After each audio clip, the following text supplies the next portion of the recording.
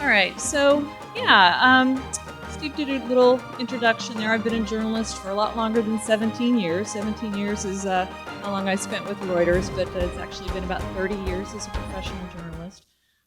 I spent a lot of my career early on covering the banking industry. I thought that was, the most important industry, high finance and big wheeling and dealing going on. And but Reuters asked me in 1998 if I would move to Kansas and start writing about food and agriculture. And I thought that sounded like a really horrible idea. But my father lived there, and there were some family considerations, and I thought, I'll give it a try. So, switched out my blue business suits and high heels for blue jeans and mud boots and moved to Kansas. And started really trying to dig in and learn everything I could about agriculture and food, how we grow our food, and who the really big companies were that were controlling this industry and making a big difference. And as you know, in 1998, or maybe you don't know, in 1998, when I took on this assignment for Reuters, Monsanto was really changing the way that our food system was done, the way that food was grown here in the U.S., because they had just introduced genetically engineered crops. And these genetically engineered crops were designed to do primarily one thing, and that was to encourage the use of Monsanto's Roundup, this weed killer that Monsanto had developed and patented in the 1970s. And the patent was about to expire, and Monsanto was looking to keep a hold on that market share and really encourage the use. And so this was a really profound change for modern agriculture, and it was something that I needed to understand and learn about. I needed to understand about Monsanto's rivals, Dow and DuPont, and how they were reshaping modern agriculture. So I spent a lot of time inside Monsanto's headquarters. They were very eager to teach me what they were doing and how and why. Spent a lot of time inside DuPont. I've traversed literally hundreds, I'm thinking maybe thousands of farm fields over these last 20 or so years. Row crop farmers, vegetable specialty crop growers. And it's given me a couple of things. One is I now realize that it's not banking that's the most important industry, it's food, it's agriculture. We all eat, right? And the food that we eat and how it's grown and how it affects our environment and how it affects our health, I mean, there is no more profound issue, I believe. And the other thing that I've learned is that I think that we've created a really dangerous problem for ourselves, because what we have created and accepted is a pesticide-dependent food system.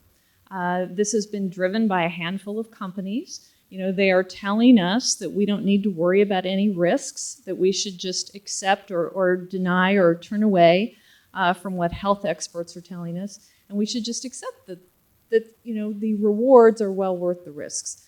Because these chemicals help farmers, fight weeds and bugs and plant diseases. And they tell us that, we need these pesticides to feed the world. But of course, the health experts, medical scientists, and others have been warning for years that we are, in fact, endangering our health now and the health of our future generations. So that's what led me to write the book Whitewash, and that's what has led me to do some speaking. Is I really want people to be aware of these risks. And if I can get my little clicker to work, we will move forward. Oh, great, it's working. So one thing I like to do is just start out with a little. What is a pesticide? I get so many emails from people saying, "Boy, are you stupid? You don't understand. A weed killer is not a pesticide."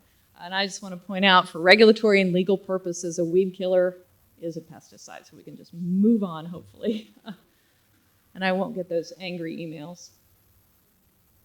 So these are what I call some not so fun facts. There are over about 1 billion pounds of pesticides in the United States are used each year. This is according to government data. About 5.6 billion pounds are used each year worldwide. The USDA estimates about 50 million Americans get their drinking water from groundwater that's potentially contaminated with pesticides and other agricultural chemicals. A lot of nitrates in a lot of water supplies. You may have read about that. It's a very big problem. And of course, as I've already mentioned, research, we care about this because research ties pesticides to a range of health problems. reproductive and neurodevelopmental problems, as well as kidney, liver diseases, and cancers. Did it click? Did it change? Yes, great. All right. So cancer in particular, and this has become very, I don't know, something that I've been really focused on. A year ago, a good friend of mine died of cancer, pancreatic cancer.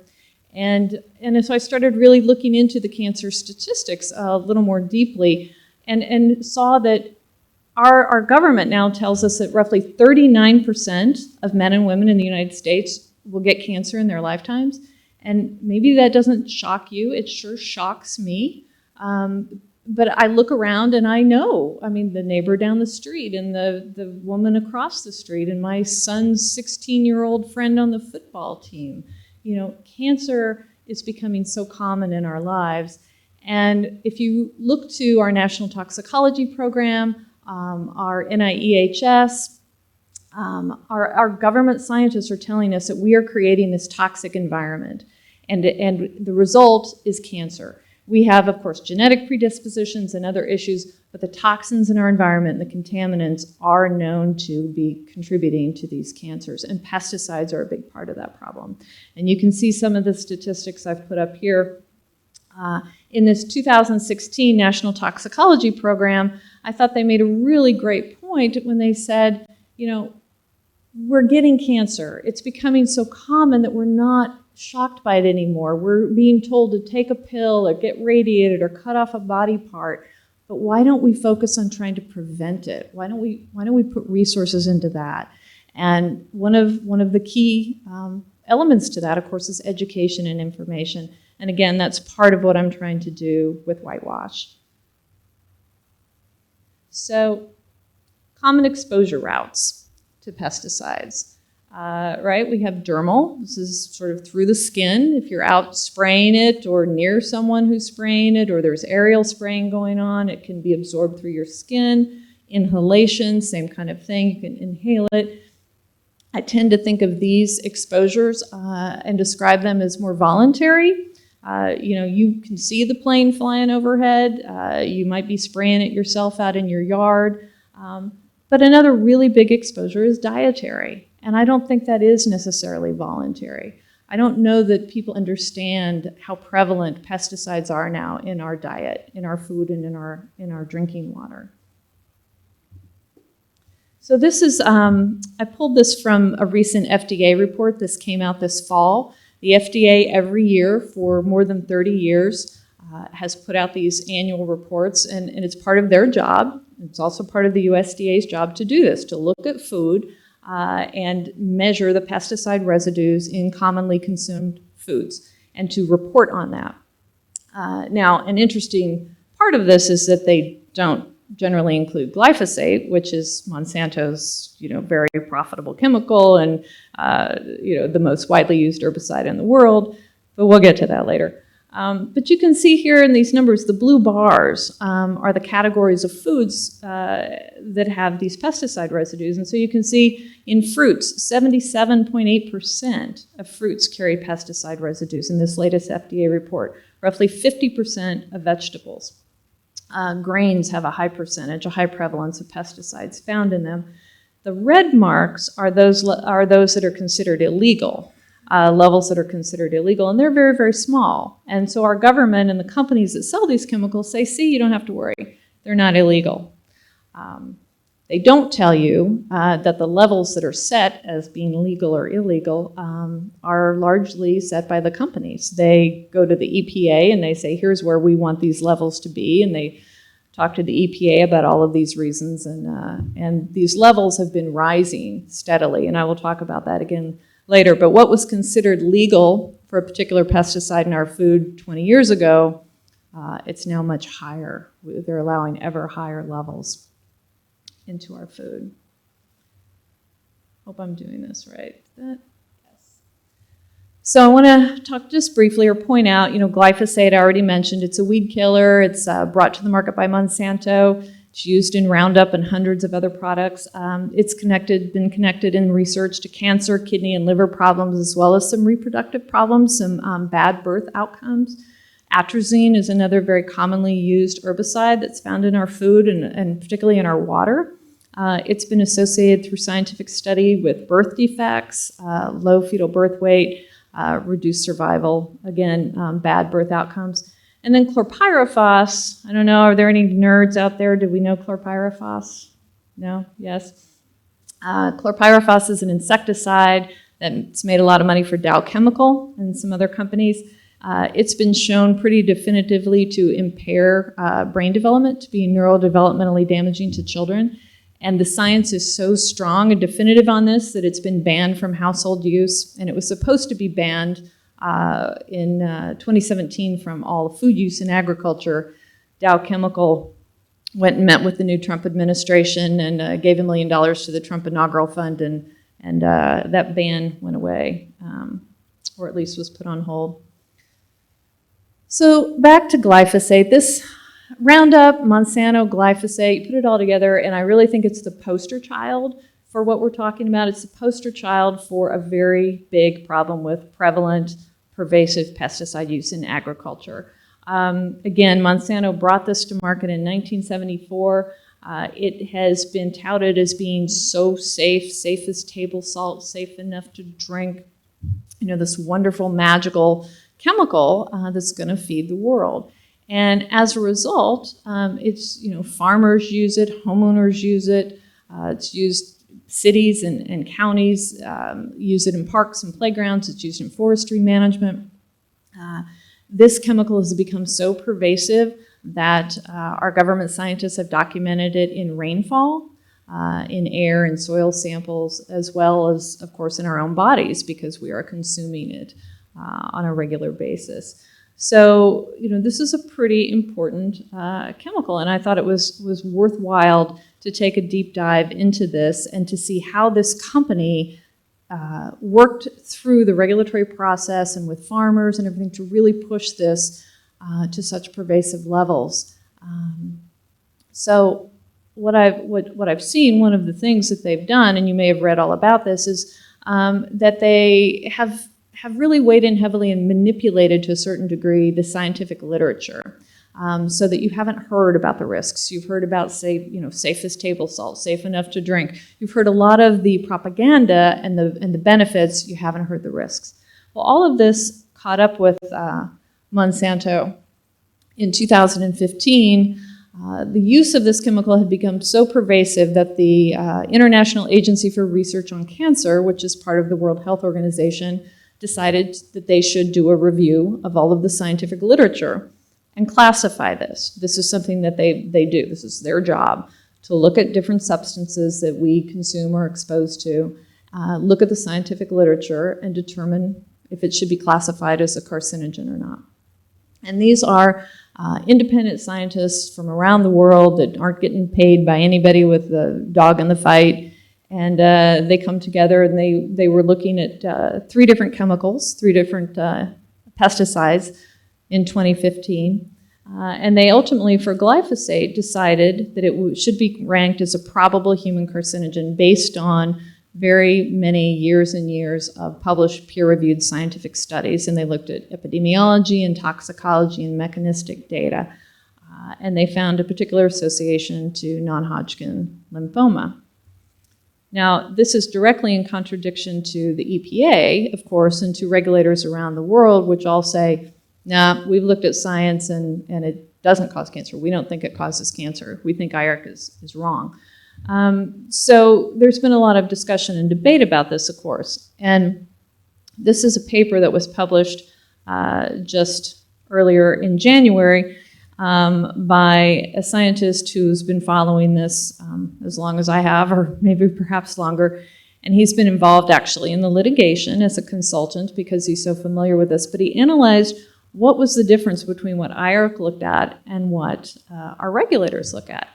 And what he found was the regulators relied much more heavily on studies that were given to them by Monsanto and other players in the chemical industry, which found no ties to cancer.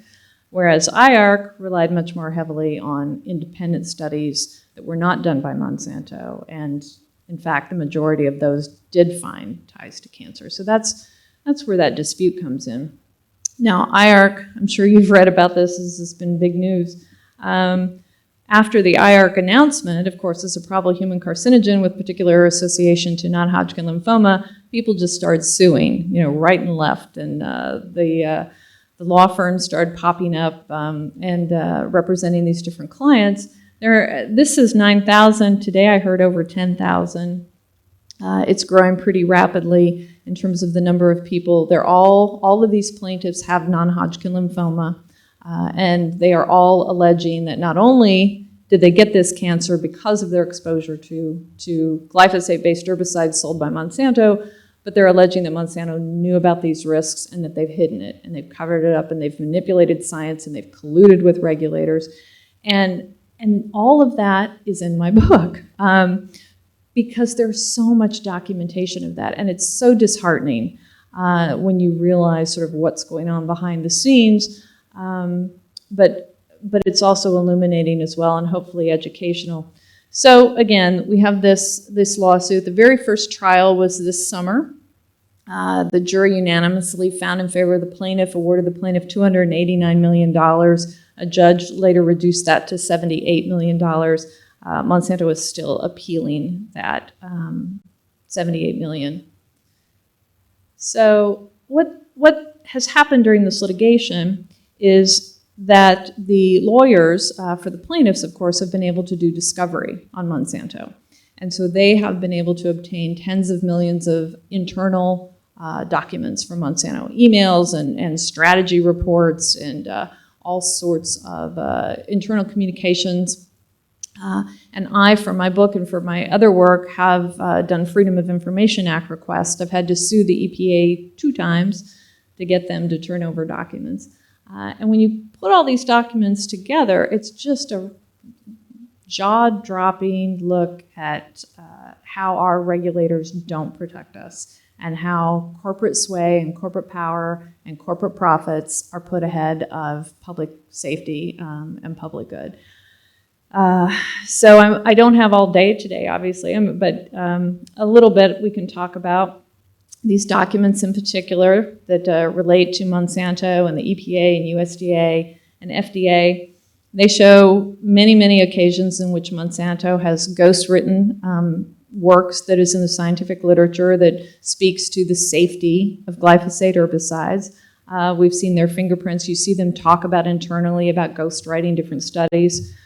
You see when regulators do have evidence of carcinogenicity, you see how Monsanto and their allies in the industry come in with alternative assessments and get the EPA to change its mind about what it's seen. There was a great story in the book, or maybe a very tragic story in the book, about EPA scientists who say, gosh, we're looking at this study and it looks like this stuff causes cancer. All these mice have tumors.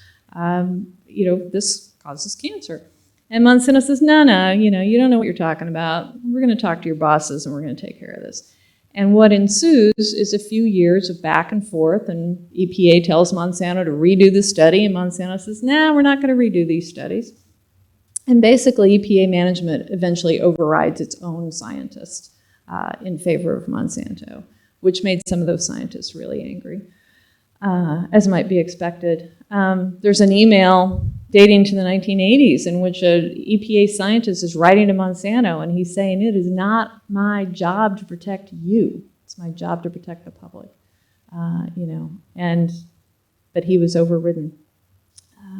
We've seen articles in like Forbes magazine that you think comes from this from an independent academic guy. It sounds interesting. And then you find out through the documents that it was written by a Monsanto PR person. We have them discussing how to put blogs and things, get those posted on WebMD, other websites, so that they look again. The whole strategy is to look like it's coming from independent scientists, to look like it's not associated with Monsanto. So it's going to be more authentic, and you're going to tend to believe it more. And you see them strategize about how to do that over and over and over. And then you see them forming what we call front groups, but different organizations that have websites and things that are pushing messages of, feed the world and how safe these things are. And you see that they're getting money and direction and collaboration from Monsanto in exchange for this. Monsanto did not want these documents introduced into court, and they've tried to keep them sealed from public view. And this is just a quote from the judge, one of the judges in the case, and you can see where he talks about, and he says, you know what, like this internal correspondence, it could support a jury finding that Monsanto has long been aware of the risks, that its glyphosate-based herbicides are carcinogenic, but has continuously sought to influence the scientific literature to prevent its internal concerns from reaching the public sphere. So this is even from the judge, looking at this and realizing that this could spell trouble for Monsanto. So I wanted to share just a few of these emails. I don't know if you can see it very well, but I think it's really enlightening to see that Iarc, before Iarc even met, Monsanto was so worried about this. They were so worried that Iarc was going to take a look at the science and issue a classification for glyphosate. Now, after the classification, Monsanto very publicly was outraged, shocked and outraged. But internally, before Iarc, you can see that Monsanto expected this. They expected that they were very vulnerable. They say in this internal email, we have vulnerability in epidemiology, exposure, genotox, mode of action. They say we've long been concerned that Iarc is going to take a look at glyphosate. And then you see them talk about that they need to prepare. They knew that it was going to rate either a probable or a possible carcinogen classification because they were aware of the science. And they talk about this internally. And then what they do is they start planning how they're going to attack Iarc. And again, all of this is before Iarc even met, before Iarc even made its classification.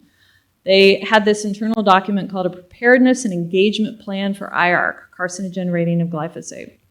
And the idea was to generally orchestrate an outcry so that, again, there would be a lot of people, scientists and consumer groups and others, who would be outraged and they would outcry about, this crooked group of cancer scientists, how dare they classify glyphosate as a probable carcinogen. And so Monsanto lays out how they're going to do this.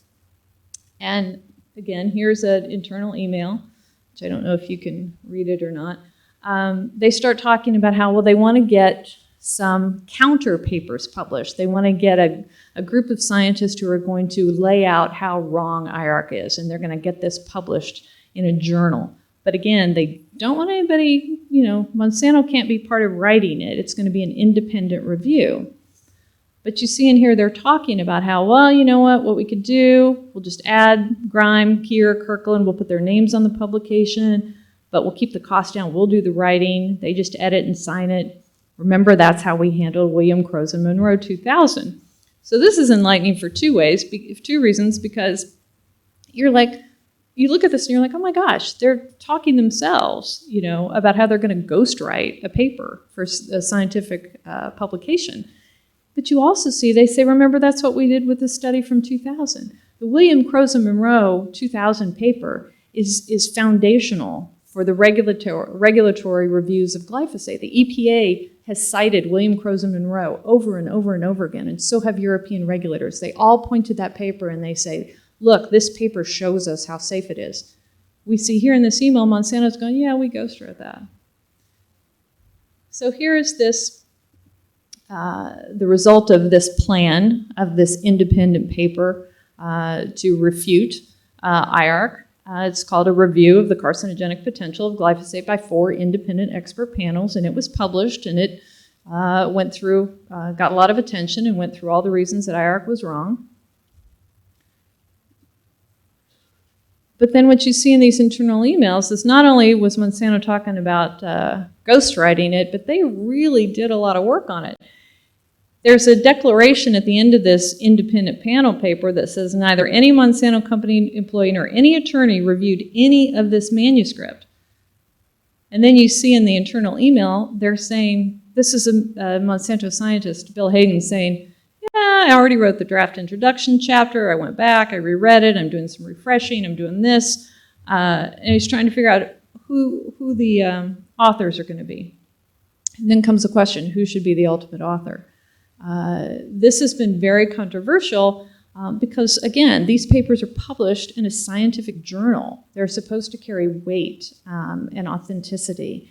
And to see that Monsanto has such a hand in it, while the declaration said they did not, really got the journal in some hot water. And the journal recently has issued some clarifications and some expressions of concern and that sort of thing. There are a lot of people that think it should be retracted altogether. This is another example of what critics say is really sort of some secret and subversive practices. This is a report that European policymakers commissioned to have look at a German safety assessment report on glyphosate that, again, said it was so very safe. Iarc is crazy. All these scientists who think that it could be dangerous or carcinogenic are wrong.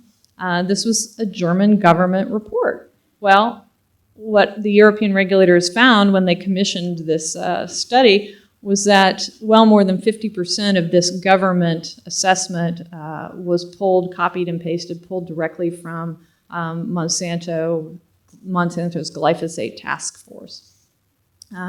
They're calling it essentially plagiarism. But it again shows you that these regulatory agencies that are supposed to be, our protector and supposed to be the watchdog on our behalf, are really often just being led by the nose, maybe. I didn't advance. There you go. 50%. All that in red is what's been copied and pasted. And this is one more example. This one really I found outrageous a little bit. This was our ATSDR, which is part of Health and Human Services, and it's a Agency for Toxic Substances and Disease Registry. It's a sort of a sister group to CDC, but again, they're supposed to be protecting the public, and they wanted to look at glyphosate to see about toxicity issues and concerns. Monsanto didn't want them to. So you see these are from internal emails. Monsanto saying, we're trying to do everything we can to keep from having a domestic Iarc occur. So what you see, and I can't put it all in here, but I did write this story in the Huffington Post. You see this whole string of emails where they go to the top guy at the EPA, Office of Pesticide Programs, a guy named Jim Jones, and basically enlist his help to make this go away, to make this review and this assessment of glyphosate go away. And he does. And he responds immediately, and he gets his second guy in command, Jack Hausinger, and Jack jumps on it, and you see them work so closely with Monsanto. We have text messages and emails back and forth, and they bend over backwards to basically make sure that this ATSDR is not going to review glyphosate toxicity. And this is one of the EPA officials, if you've heard this, there's a line in one of the emails where they talk about this EPA official saying, if I can kill this, I should get a medal. Other things that they do, front groups, I talked about this a little bit, propaganda groups, front groups, Academics Review, Genetic Literacy Project. There's a lovely one called American Council on Science and Health. We have a great email chain from them where they're saying, we need you to give us some more money, Monsanto. We've been doing a lot of work here defending glyphosate. You could really use a little more money. At the same time, they're representing themselves to the public as completely independent.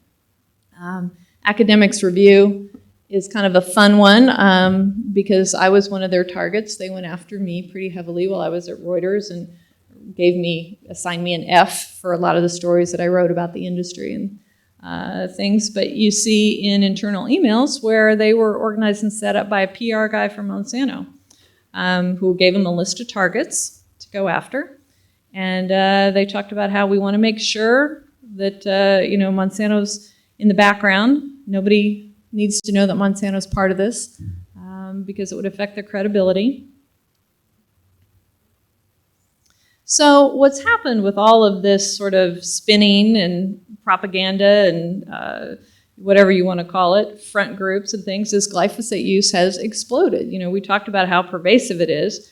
And this is a somewhat of an older chart, 2011. I guess I'm too lazy to look up a new one, but this was government data, and it just shows you back in the 1990s, the brown area was glyphosate use, and here in the 2000s, 2011, you can see the brown areas expanded. Well, we've expanded now. We're up to about 300 million pounds a year in the U.S. of glyphosate use, and that was 40 million pounds in the 1990s. And we're up from about 124 million pounds worldwide to about 2 billion pounds now used of this glyphosate weed killer. And that's why I think it's the poster child. It's so pervasive, and it's made billions and billions of dollars for Monsanto. It's now off patent, and so other companies sell glyphosate-based herbicides as well. It's everywhere, and this is just a list of foods that the EPA has in an internal report. Glyphosate used in producing dozens of common foods. And this is the government tracks it, and they give an estimated annual use. And these are in pounds so that you can see a lot of people think it's just corn and soybeans, but it's not. It's used with wheat and barley, and it's used in nut production. It's used, with almonds. It's used in citrus groves and orange production. This is very important to a lot of farmers, and it's even used in vineyards. It's been found in wine. It goes into the soil, and it's pervasive, and it's taken up into the plant. And there's a whole lot. I get into my book a little bit just about the problems with the soil that are created by this overuse, this constant repeated use of glyphosate, and how it affects soil and the microbiome in the soil, and how that affects plant health. There's a lot of things to get into there. One thing that seems to get people is honey. It's even found in honey. And we know this because the FDA internally, while they have never tested for glyphosate in all of these years, and the USDA has not tested for glyphosate in all of these years, they've started to get in trouble. And in 2014, the Government Accountability Office said, USDA, FDA, you need to start testing for this thing. It's one of the most widely used chemicals in the world, most widely used herbicide. It's in our food, you need to do it. USDA said, nah, not gonna do it. FDA said, okay, we'll start doing it. So in 2016, they started to do some testing of glyphosate, very limited. One of their chemists, a guy who used to work at Syngenta, who's a very senior chemist at the FDA, started doing tests, and he pulled honey samples from around the United States from store shelves and did testing and found glyphosate in every one of them, and at very high levels that would be considered illegal in Europe and should be considered illegal here, but we don't even have a tolerance. We don't even have a legal level here because we've never anticipated this. He reported this to his supervisors, and his supervisor said, yeah, don't worry about that. Don't worry about that. I'm not going to really report that. That's not going to be part of any public report. The only reason we know about this is because I got Freedom of Information documents from inside the FDA that shows these conversations and shows the data. Another fun Freedom of Information trove of documents showed this very same chemist testing oatmeal products. He specifically looked at baby food oatmeal products and found glyphosate in a lot of these. And these are from store shelves, again, some pretty common brands. And again, he talked about this to officials and his supervisors inside FDA. Again, they chose not to publicly report this to anybody, but what they did do was they reassigned the chemist. And they told the chemist he was not going to be doing any more of this pesticide residue testing. So another chemist inside FDA, again, these Freedom of Information documents are great because they tell you things that the government doesn't ever really want to tell you. So another chemist, this guy was from Arkansas inside the FDA. He's pulling things as part of this testing process. And he reports that he finds it in granola and crackers. He brings these things from home. He says, I've brought wheat crackers, granola, cereal, and cornmeal from home, and there's a fair amount in all of them. And in the email, in the smaller print, if you can see it, he says the only thing he couldn't find it in was broccoli. So hard to get these things. This is a report from Brazil, again showing glyphosate levels in soy-based infant formula. This was something that was concerning to them.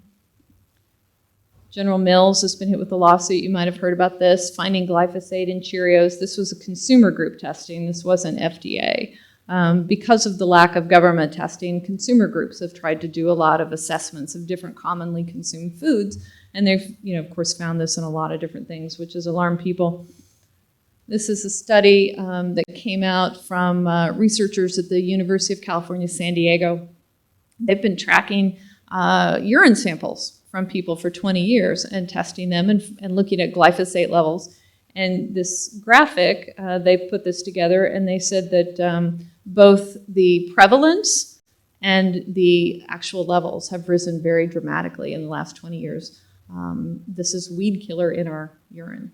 So if you go out and have your urine tested, which you can do now for glyphosate, you're probably going to have it in there.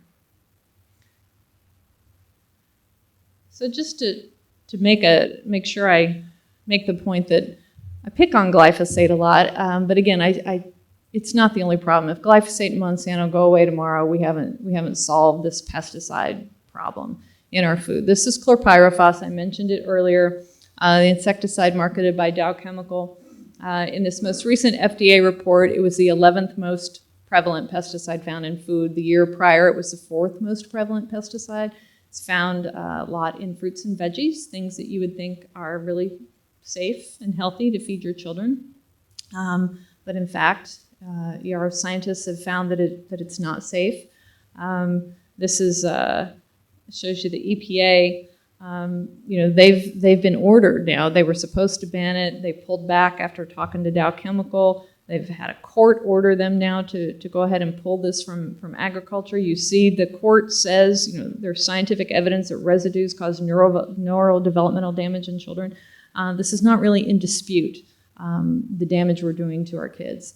But what you hear from the companies and what you hear from the EPA is, yeah, but it's really important to the chemical companies. It's really important to the farmers, and we need to feed the world. So we're not going to worry about little thing like brain damage to kids and ADHD and autism and things like that. This is our pediatricians. They've issued a statement. They're worried about this. They're worried about protecting children because we know that early life development is so important. And when you're exposed to contaminants, when you're exposed to pesticides, you have this increased risk of pediatric cancers as well as all of these other problems. And many pediatric cancers, I don't have a slide on it, but if you look at data, you do see that there are many pediatric cancers on the rise. Just like cancers in general are on the rise, people are surviving. So the death rate is much lower, but more and more people, including children, are getting this in part because of this toxic environment that we've created and that we've allowed. I mentioned this earlier, rising pesticide residues allowed in our food. Again, the government says, don't worry about it. Monsanto just put out a paper last week, I think, Monsanto Bayer, they've been bought by Bayer now, that says, don't worry about it. It's fine, don't worry about it. More and more scientists are telling us we do need to worry about it. The levels are rising. You can see in oats, for glyphosate in particular, in the 1990s, what was allowed, what was safe, was 0.1 parts per million. What's currently safe is 30 parts per million, so you can see that's a pretty dramatic rise. Wheat, similarly, barley, field corn, there's a very long list you can go down. And you see this for all of these different pesticides. If it's important and profitable for a very big company, they're going to go to the EPA and they're going to want more of it allowed so they can sell more of it and volumes can be used. And they come up with all these new ways to use it, like Monsanto's been encouraging farmers to desiccate wheat and oats, to spray it directly on these crops shortly before they're harvested as a harvest aid. And what happens when you do that is you have a lot of the residue in the finished grain, which is why you see a lot of it in oats. Now, the science and the concern is catching up to a certain degree. I've talked to some grain handlers, Bunge, and there's some big ones in Canada and elsewhere, and they're starting to get it, and they're starting to tell their growers, their farmers, we're not going to take it if you desiccate it with glyphosate. If you spray glyphosate right before you harvest it, we're not going to take it. But still, that's a small part of what is happening around the world in terms of this being used on our food. So what you see here is, this is Linda Birnbaum. This is a paper that came out not too long ago. The point of this is that, as what I said when we began, is that scientists around the world are trying to tell us that we need to pay attention to this, that this is a big concern. And this was a paper that was authored by Linda Birnbaum, who is the head of our U.S. National Toxicology Program and our National Institute for Environmental Health Sciences. She's a bigwig. She's a big dog. She's considered one of the leading toxicologists in the world. And she's very concerned. And one of the main things is the messaging. What they're finding from the science is at levels that we once thought were safe, the science is now showing us that it's not safe. So you might think these little residues in food or water, you might be telling us that they're safe, but the science is starting to show us that it's not safe. The most vulnerable populations, she said in this paper, our children face the highest risks. So you might expect that after this paper came out, and there were several accompanying this from other scientists that had a similar message, but they looked more specifically at different pesticides and chemicals, you might expect our lawmakers would sit up and pay attention. But what they in fact did was they got a nudge from the chemical industry, and they said, you know what, we need to get rid of Linda Birnbaum. We need to get her out of her job. And they've been after her, and she's been besieged and trying to hold on to her job. And she still is speaking out from time to time, but not nearly as much as you would expect because of the pressure on her.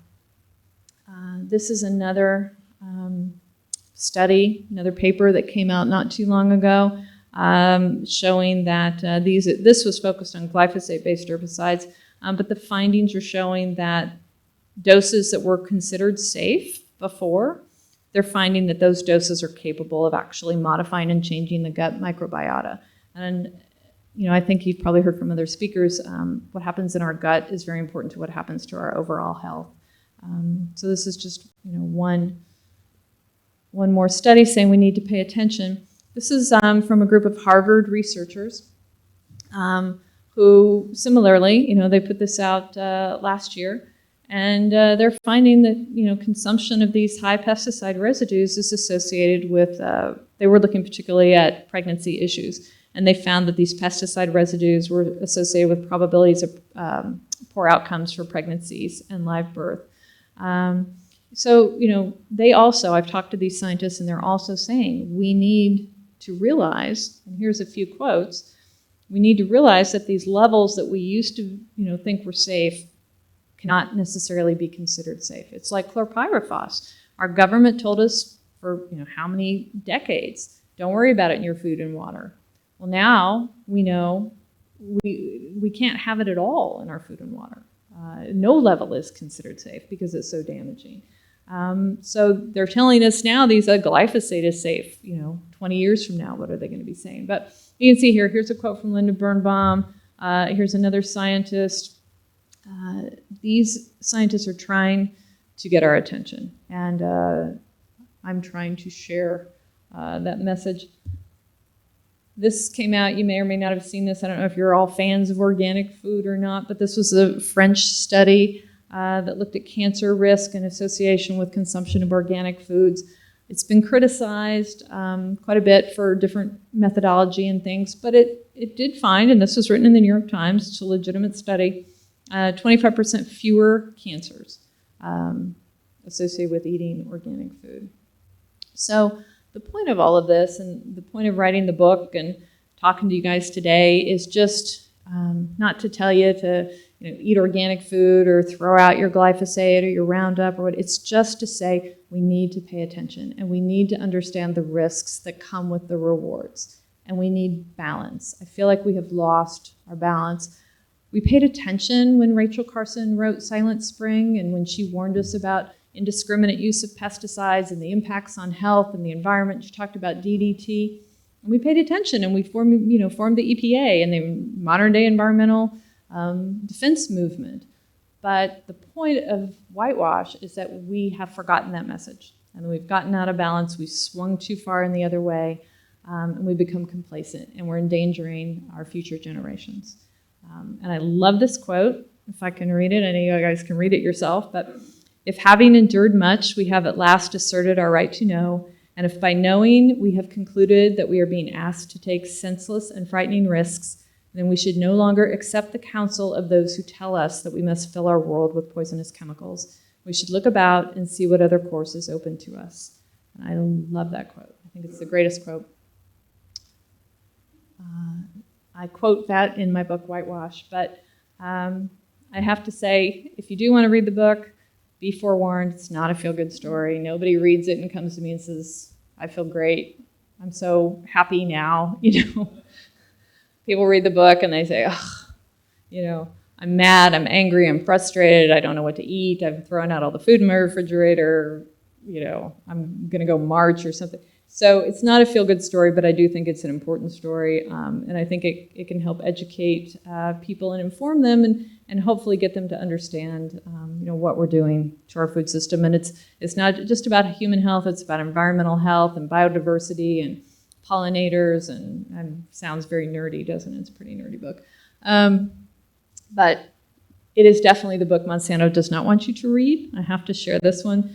They filed a motion in court last summer seeking to exclude my book from evidence. So I think that's one of the best selling points, perhaps, of all. I like it. Thank you.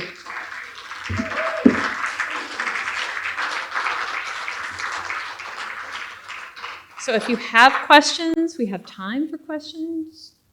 If you don't, get out. Yes, yeah? Do we have a microphone?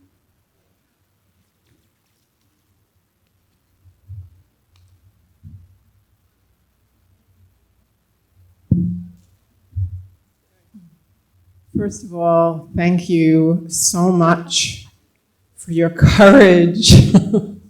Oh my gosh, and the work that you're doing.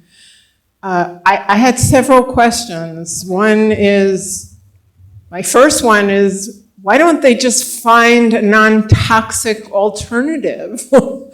Number one, that would make things a lot easier. Right. Do you want me to answer that, or do you want to ask all your questions at first? Because they are trying to do that. Okay. Monsanto has a research program, and because they see the writing on the wall. They know this is not sustainable.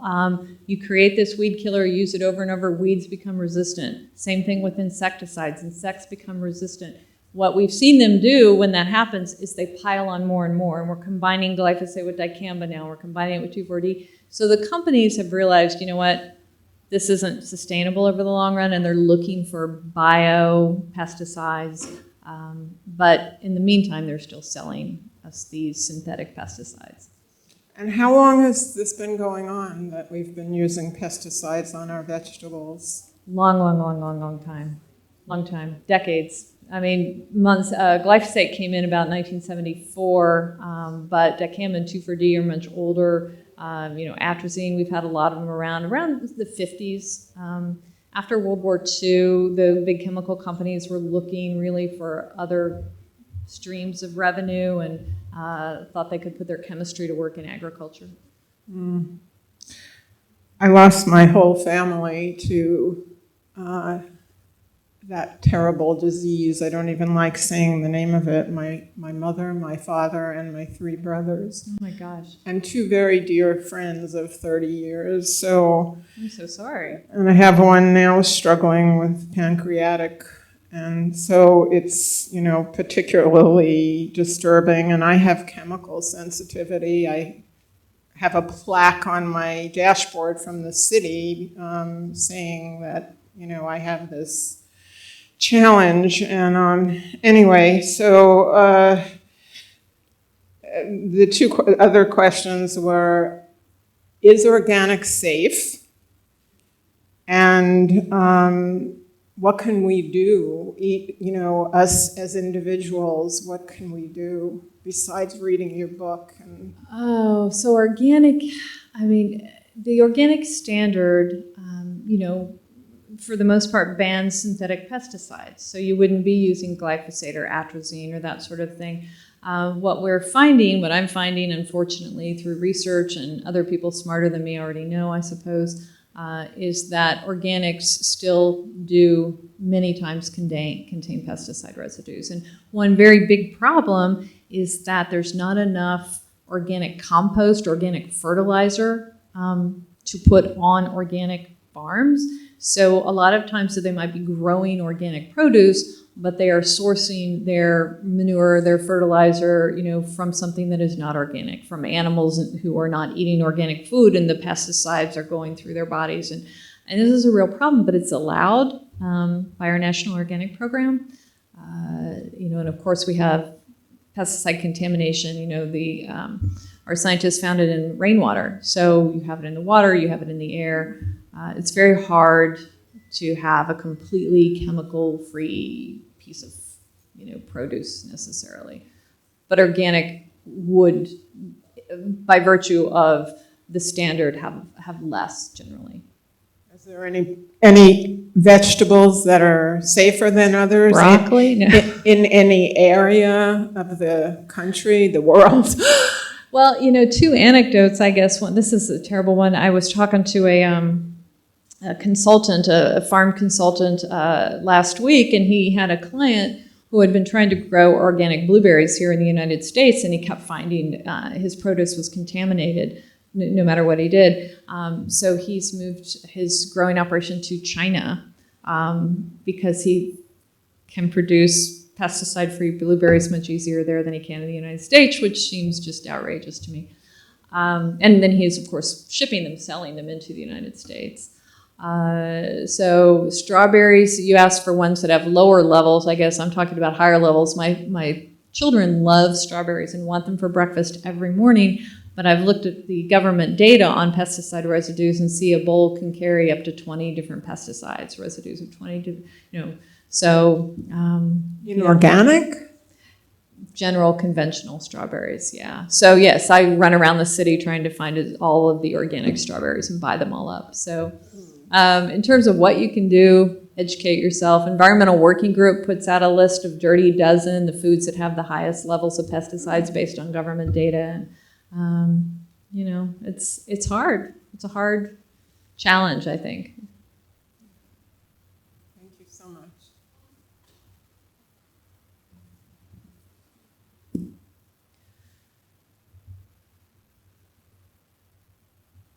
Yeah? Do you need a mic or no? Yes?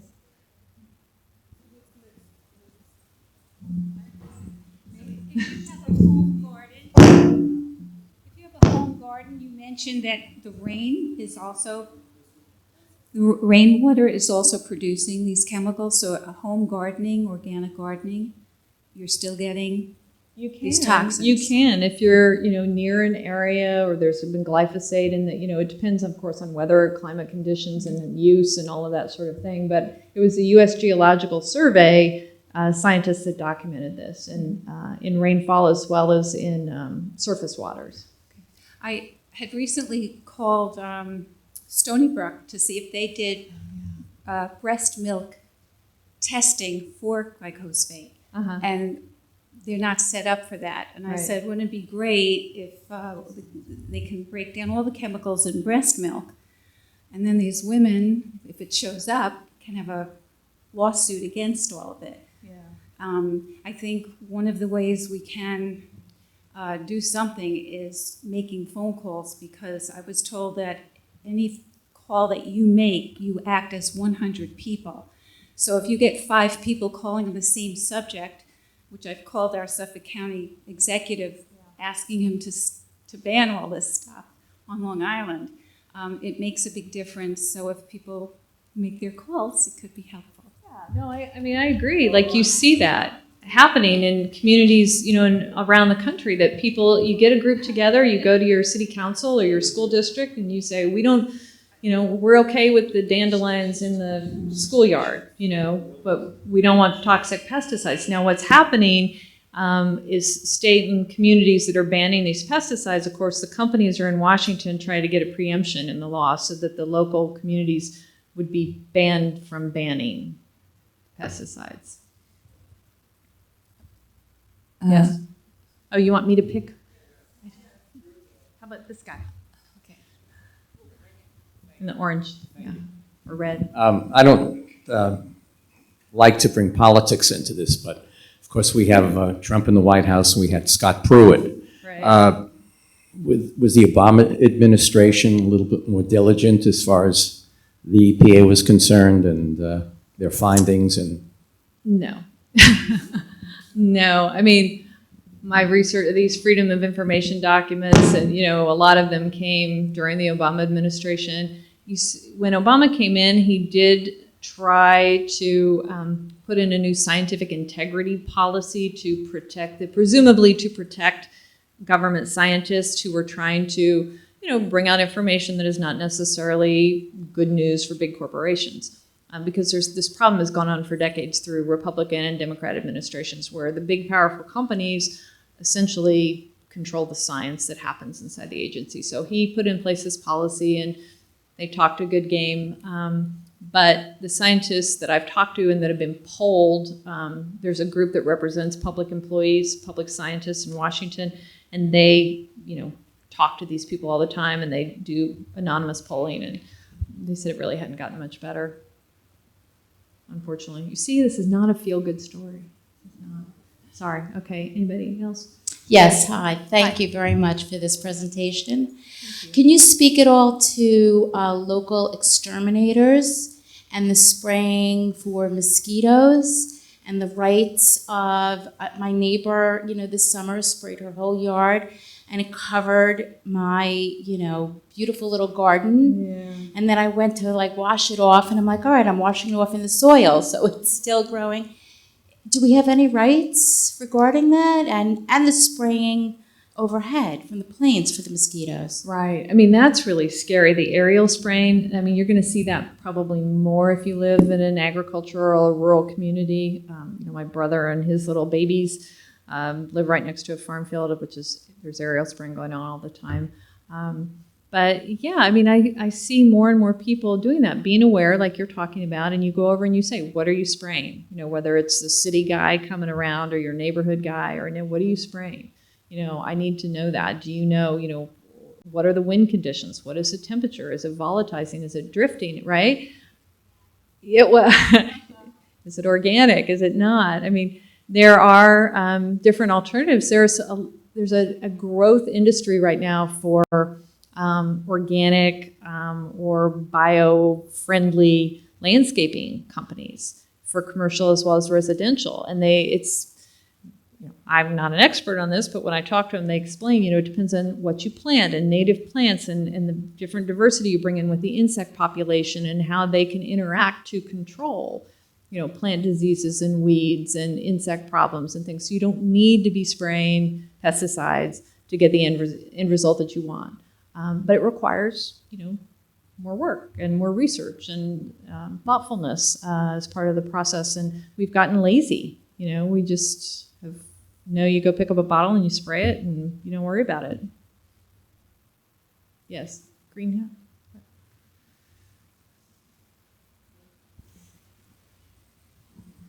Hi. Hi. I'm a beekeeper, member of Long Island Beekeepers Association, Great. which has exploded with growth. We have 350 members now, and the room is always filled. One of the things that we do is we bring in a lot of major researchers, and the whole process is becoming much more scientific. Mm-hmm. Just a small retrospective of what's going on in relation to your neighbors. I live near a farming area, but suburbia is just approaching at the edge. And last year I started out with 3 new beehives. As is quite often the case, you do that at the beginning of a season. You might refresh it if you think that your queen is old. And as soon as I was done, I walked across the street and there's a property ringed in yellow insecticide banners across the street. Now, the decline of bees on Long Island started in the 1950s, and that was when residential development took over, the more rural development. And the main crop in the spring is dandelions. And that's what was being killed over there. That was just in the spring, just at the cusp. So it's an uphill battle, and you feel good if you make it through one season, even if you aren't able to say, oh yes, I got as far as getting honey. At least you're getting the population out there. And they're working very closely with local wildflower organizations as well. I had another thought, perhaps as a way that we can generate some activity within the organizations that we have. We do have some leadership that could make that happen to collect some information for you. And I just want to ask you a question. The bee keeper industry has been really concerned about neonicotinoids, and there's a great deal of science that shows that the decline in the bee population could be due to neonicotinoid exposure. But of course, the corporations that are selling these chemicals are saying, no, it's these mites, that's affecting the bees, right? It's these problems. What is your feeling on that? I think it's the neonicotinoids. The neonics. Yeah. What I saw in the book from Katie Singer, who was here a few days ago, they also find that there's a problem with exposure to microwave towers from the cell. Right, yeah. So they're All bucking sorts of it things. in other directions. But people, and I talk about that a little bit in my book, Whitewash, people, it's not honey necessarily that we need to care about, but bees also are so important in pollination. They're pollinators, of other key foods. On the East End, there's a lot of people just emphasizing planting pollinator gardens. Take up your lawn and put down a variety of things that attract pollinating plants. The problem with glyphosate, I'm not going to pronounce it correctly, is from what I understand, it leaches a lot of natural chemicals out of the soil, so that if we do come to an area where we could bring in more biological controls, it will be decades before we can build up some of the natural richness in the soil.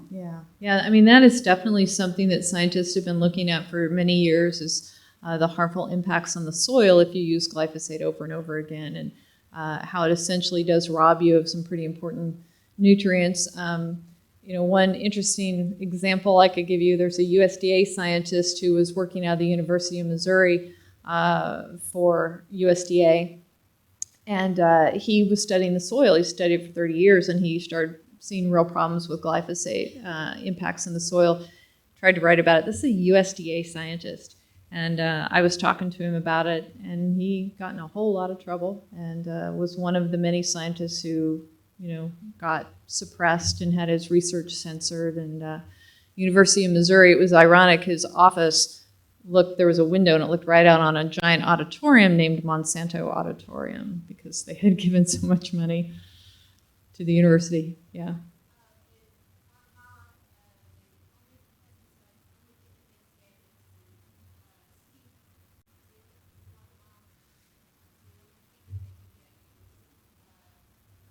Genetically modified, probably.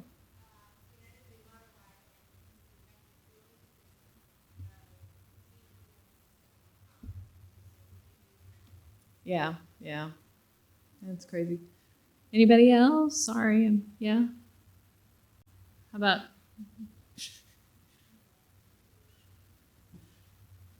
Right here or over here?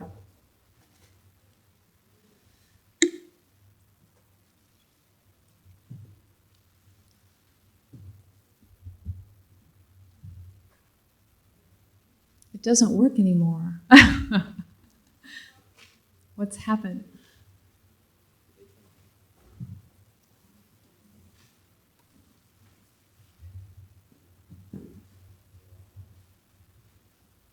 Uh-oh.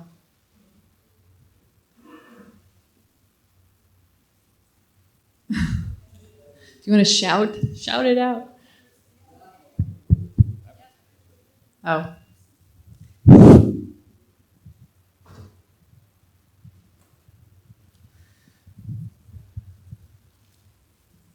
Thank you for your wonderful work you've done in researching all this, and it's also quite dangerous for yourself and your family. As I mentioned earlier in Caitlin's presentation, that the Swiss Federal Health Ministry released a study in 2013 that 92% of the toxins in our food are in the animal foods, and of the 92, 54 is in dairy, as everything is stored in the mammary glands of a lactating mother cow, and that's actually what we're consuming when we consume dairy and drink mother's milk from a cow. So your examples only mention the oats, the fruits. I mean, we're only getting maybe a dose of one chemicals in the oats and the fruits, but if we would consume like meat, dairy, eggs, it would be concentrated, and it depends on how high the animal is. And fish is really, really bad, whether it's farmed, offshore, on land, wild caught, it's everywhere. Yeah, no, agreed. And if you look at if you're interested, I mean, you can get it. They are public. The FDA reports and USDA reports every year. They're very thick publications, and they have all of the meats and the animal products as well. When I pull a graphic, I tend to just pull give you a little snippet of it, but it is, and it's kind of alarming when you read through the pesticide tolerances too, because they do have them for meat that you're eating from an animal. If you're eating meat, there are levels of pesticides expected that our government expects to be in that meat, and you don't think about that, right? And the eggs and the milk and right. So it's a good point. Thank you. Oh, this person has the mic. Sorry. Yes. Documentary Biosludge by Natural News about the politics behind a waste system and sewage processing, taking the toxins, everything out. And I wanted to know what kind of a threat if the glyphosate ended up in this system where the compost and everything is produced out of the sludge were to get back into our crops and agriculture. How would that affect it? Has it happened? And if not, how do we prevent that from happening? Because that's a big problem with the biosludge. I think, yes, I mean, they fully expect, and there's a lot of anecdotal information about glyphosate, just as you've described, showing up in compost or sludge or whatever you want to call it, and other chemicals, obviously, heavy metals and other environmental contaminants. How do you avoid it? I mean, right now we have an EPA that is trying to roll back regulations as hard and as fast as they can. And these are regulations that are designed to protect us. Now, they haven't necessarily been doing that great of a job anyway, but if you roll them back, who knows what's going to happen. So I think people just really need to be, as you are, informed and get engaged. And tell your friends, tell your neighbors, tell your relatives, whomever is energized and educated enough to spread the word. And maybe it goes to Washington. I mean, I truthfully think the only way to really affect change in Washington, and this is for across the board, is to get the money out of politics. I don't think that we can allow giant corporations to spend millions and millions of dollars on lobbying lawmakers and getting their people elected and that sort of thing. And if we continue to allow that, this is what we're going to continue to have. I mean, these regulatory bodies are run by appointed officials. And so these politically appointed officials, have to answer to politics, and that's what they do. And that's why they override these career scientists over and over again. It's a big task, though. Yes. Is Monsanto still suing the smaller farmers for the, what is it called, the downwind, I guess? Yeah. Are they still getting away with it? I'm not aware of any active lawsuits right now, but they've certainly filed, hundreds, I believe, of those against farmers around the world, and they generally win them. For patent infringement is what they're calling it, for the GM seeds you're talking about, yeah. I know you have a question. Who's got the mic? Hi, because you were saying what can we do, one of the things that I think we all can do, if you're not already members of AVAS, are you aware of that I'm aware of international AVAS, organization? They are the international group, global group that have managed AVAAZ. It's an international group promoting peace and power to the people and Justice, social justice. social and- justice, yeah. and detoxification of our planet. They have been instrumental in getting the European Union to at least begin to ban the glyphosates. Of course, Monsanto and Bayer are fighting that, but if we get involved, even at the online level and support them, then we can participate. Yeah, that's a good point. Are there other groups that you can suggest that we can join I easily? mean, AVAS is probably the biggest, right? I mean, there are several others. Center for Food Safety here in the United States has done really important work. They're a legal group that basically just tries to hold our regulators accountable to follow the law. Because they've won several court cases where they found that the EPA and the USDA just kind of skirt the law in a lot of cases and hope nobody finds out. And so that, that's a very important group.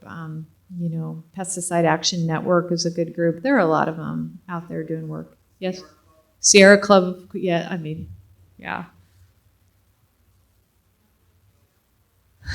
Yes. No. Yes. No, they do not want you to talk. Yeah, no. I was so happy and inspired when Michelle Obama started her garden in the White House, and classes were organized to come and children were learning to plant. Can you tell me what happened? What is the evolution of that? Are there still some remainders that are going on, and was it destroyed totally? Or What room were they in when he had all the McDonald's hamburgers piled up and the fish sandwiches and the, I don't know. I do not know about that garden and that program. I haven't heard anything about it. I don't know that it's been continued. But obviously the organic industry is growing pretty dramatically, and food companies that I talk to, are recognizing the trend, and they are recognizing, and what they told me is that, people got really worked up about GMOs and then, wanted non-GMO, and they were very concerned about that. And they see now people being educated and concerned about pesticides in their foods. And the food companies are trying to get ahead of that, and meet the consumer need and the demand. So the more consumers become aware and you vote with your pocketbook, the more the companies pay attention.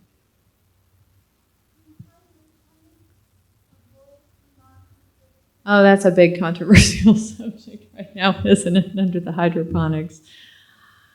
That's a whole nother thing, and I have not gotten into the data enough.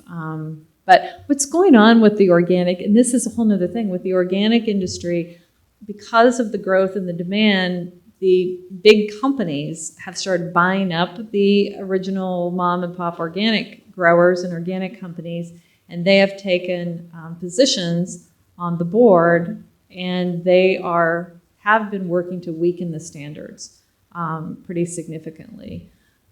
So you're seeing, a real battle over that now, and you're seeing an attempt to really erode the standards. And you've probably read about this, but for instance, chickens, they're supposed to have fresh air and sunlight and be able to scratch and, that sort of thing. And so what they've come up with is, they can be in a little cage and they can have a porch where they can kind of see the outside. And, so they're basically just trying to, again, have the organic label on their products, but be able to do, mass concentrated agriculture, again, in a way that's not necessarily very sustainable. So we need to protect the organic standard for sure. Anybody else? I think it's dinner time. It was a great present. It was everything you said was excellent, and I'm going to get your book. But to answer your question about the farms that Michelle Obama initiated, yes, they're still going on because I'm a raw food chef, And they're going on, I'm pretty impressed, they're going on in projects in the Bronx. Okay, these people are making their organic food. I see more homeless people eating organic now. And what you said, a lot of the food is still sprayed and everything, but they're doing a lot better in these inner cities. And I teach raw foods all over because I certify people in raw food. And I work for the farmers market in the Bronx. And they have their little garden, and they have all these. I brought in 5G, and as this lady said, we need to not just talk about it. We need to get it in our community. We need to call up the right people and talk about it. Tell them how we feel. Make your own community. Make it your own. Thank you. Thank you. I appreciate that. I think we're Steve wanted me to stop at 5:30. I think we're over, unless somebody has some pressing question. No? Yes? Two more? Are there two more out there? Maybe not. Yes? No? What? Question. Actually, it's not question. I want to tell them we should start from ourselves. We talk about big organizations right now. For example, everybody here keeps their lawn green and nice. And in order to do this, they just spray their lawns with chemicals and pollute their water, and it affects them, their children, their pets. And I stopped by my choice. I stopped to put chemicals in my lawn probably 10 years ago. I have dandelions. My neighbors hate me, I can tell you. I try to cut it. However, I love these dandelions. We need to do something about this. I know green lawn is beautiful, however.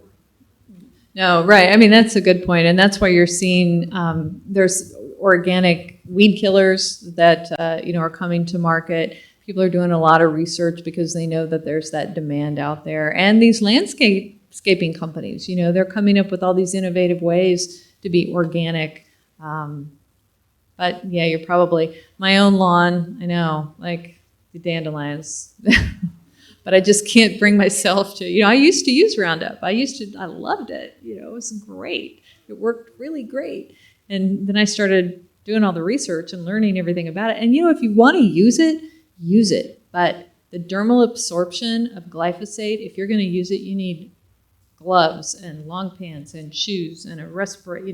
You need to protect yourself, because that's one of the things in the internal documents that have come out is the rate of dermal absorption because of the surfactants that they use to help it. It essentially gets into your skin and then gets into your bloodstream, just like it adheres and gets into the tissues of the plant. So, that's one thing. If Monsanto would have been honest about the risks and alerted people, if you want to use this, use it, but do it very cautiously. And of course, that's not what they did. Safe enough to drink, safe as table salt. There's some great documents from late 1970s, I think they are, in the EPA archives, where their scientists, again, are saying to Monsanto, we really think it needs to say danger on the label because of these different reasons. And Monsanto's saying, yeah, no, we're not doing that. We're not putting that on our label. They ended up going with caution, I think it was, or warning. But, time and time again, the message has been to suppress the risks. So you need to protect yourself. Anything else? Yeah, one more. Thank you for your presentation. Thank you. I just want to say one thing. I think periodically we need to detox our system. Right. Detox our system periodically. Yeah, everything. That can go for everything, right? Our bodies, our political system, our environment, everything. So we have a great vegan meal, right? Dinner. It's hopefully pesticide-free. They're ignoring me. All right. Thank you very much.